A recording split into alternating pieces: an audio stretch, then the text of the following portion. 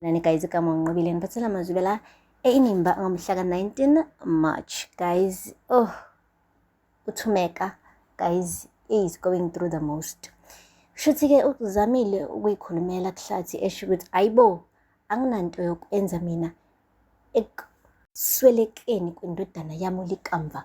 Hey uhlathi wapressa guys, wapressa hard wathi jongapha wena awungamfuni uzethu. Ukubeka kucaca ba nakuyena uLikamva ukuthi awumfuni uzethu.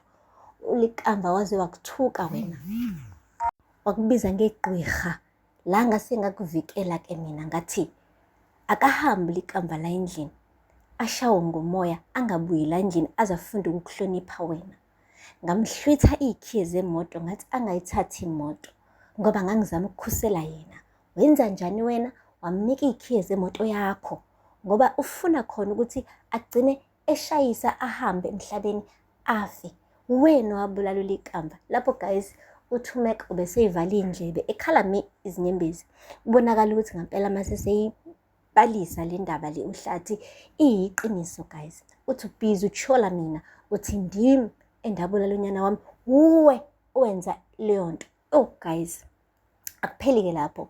Emva kwalapho ke uhambile ke uhlathi wayokhuluma nomfowabo uThulani. Ukhuluma nje noThulani usaqhubeka kulawo mazwi ekade wakhuluma ekuseni noThumeka ukuthi uThumeka is the one to be blamed for ukuhamba emhlabeni kukaLikamva. Uyasho ukuthi hey uyabona uThumeka ungcolile loya mfazi, sengikhathele ndidikiwe nguye mina. Sonke lesi sikhathi ubhizi utshola mina uthi ndimi obulalise uLikamva. Konke lokho ayekukhuluma kwakawamanga uyena. Mina ngangizama ukukhusela yena ukuthi umndeni ungaliboni iqiniso sonke lesi sikhathi and manje ndidikiwe ukwenza leyo nto. Uyasho ke uhlathi ukuthi uyabona uLikamva wakhetha uzethu. Washo uThumeka ukuthi uzethu akamfanele kodwa uLikamva wakhetha uzethu because uThumeka beyicomparisha nozethu sonke lesi sikhathi. Ube ukuthola ukuthi uLikamva ukhetha uzethu waziva sengathi ke kusaqhubeka lento eyenzeka kuyena noZoleka, kusakhethwa abanye abantu esikhundleni sakhe. Wenze njani ke yena? Wagcina ke eseqhubela indodana yakhe le ekufeni. Kahle kahle uLikamva ngoba wemthanda uzethu wayesembona uzethu njengo a safe place yakhe because wayebona ukuthi la ekhaya akekho safe. uThumeka wayengekho safe uLikamva kuyena.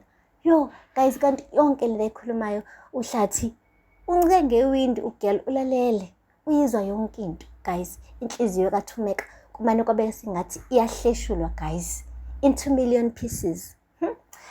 Ubonile ukuthi yazini okungcona kasele silungisa relationship eyodwa sisele nayo empilweni yakhe okuyi-relationship anayo noYanga.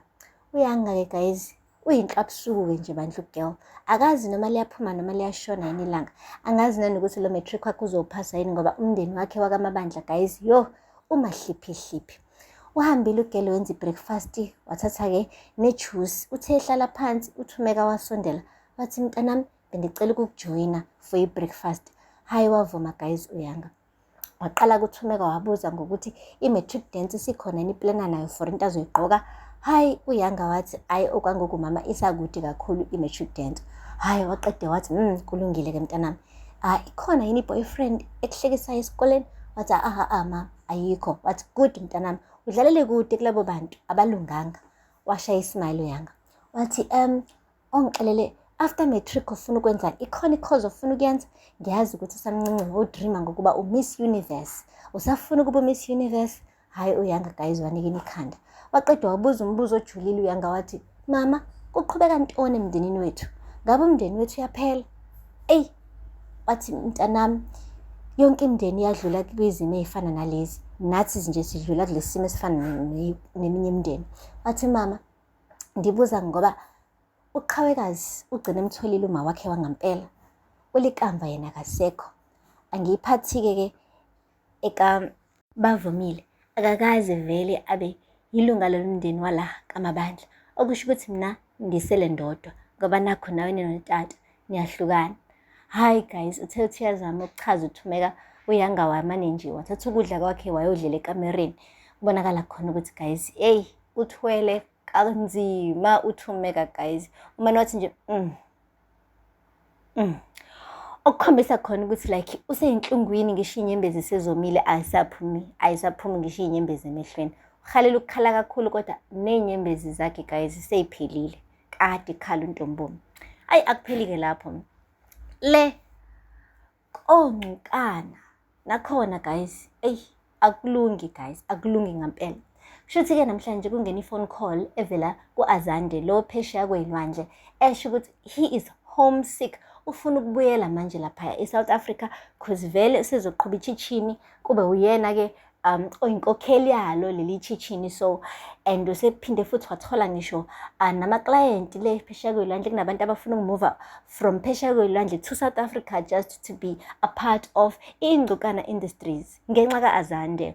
And-ke ubaba kaLazarus umane washawa inhliziyo ebuhlungu ukubona ukuthi ingane iyazama ithola ama-client kanti ayazi ukuthi ayisizoba inkokheli-ke ye-Ingcukana Industries. Uthena-ke uyabuya kusasa uBoy, kanti uqamba amanga uzothetha nje usathi uyabuya kusasa kumele kufike omunye nje ubhuti azwana naye kuthiwa uSiya ama-ofarishe i-lift kwi-private jet yakhe asheshe afike la e-South Africa. Besathi-ke osigqibo-ke benobaba wakhe basazama ukuthola indlela yokumtshela ukuthi bazomkhipha kanjani esikhundleni. Bathe nje besaplana wabeqhamuka guys Azande wathi amolweni ekhaya, wathi bendithi uza kusasa, wathi hayi ngithole i-lift kuSiya. Yazi phela uSiya uthe ufuna ukuhlela i-meeting nathi. Yeah, he's rich that guy.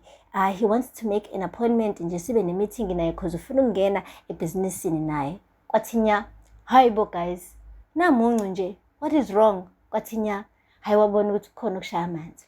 Kuthe kusanjalo-ke guys kwaba ne-meeting enkulu-ke e-involve yena-ke uZoleka kanye naye-ke uSigqibo phela okunguLazarus noyise noma wakhe-ke guys-ke uNomfundiso-ke nayo Azande ekhona. Hayi-ke nodadewabo-ke kaLazarus kube kade khona as well, like it was a family meeting. And umuntu obengazi ngale family meeting ukuthi imayelana nani beku-Azande kuphela.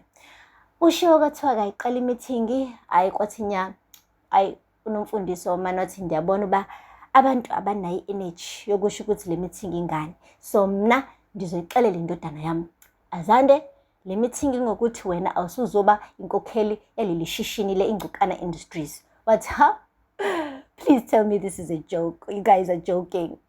Wathi cha-ke mntanami, it's not a joke. I-Ingcukana Industries isizomejwa ne-Khusela Tech, and guess who is going to be the CEO? Ayike umakoti la ekhaya, and uyena kozobeke eyiqhuba leli shishini kuyena udriver walomkhumbi. Wathi you guys tell me this is a joke. Wasukuma ngenyawo-ke manje Azande guys, and wonke umuntu benjengenkukhu enqina umlomo bengasakwazi ukuthi bayiphendulele phela ukuthi why vele kumele kumejwe ama-companies and why bethembise umntwana ukuthi uzoba inkokheli yebhizinisi and then emva kwalapho bemvalele ngaphandle bethi sekuzoqhuba-ke leli shishini lisezoqhutshwa umakoti osandokushada kulesibongo sakoNcukana. Hayi-ke guys, siqalile-ke sisukile, and I hope ba-ready-ke oZoleka ngoba ayimpela sengathi naye ubhuti is not going to go down without a fight. Guys, aphela lapha kaMazwibela namhlanje, ningakhohlwa ukusubscribe and like and comment. Until next time, bye. Nani guys, kama unqobile ngiphathela Mazwibela eInimba ngomhla ka-19 March. Guys, uThumeka guys is going through the most. Shuthi-ke uzamile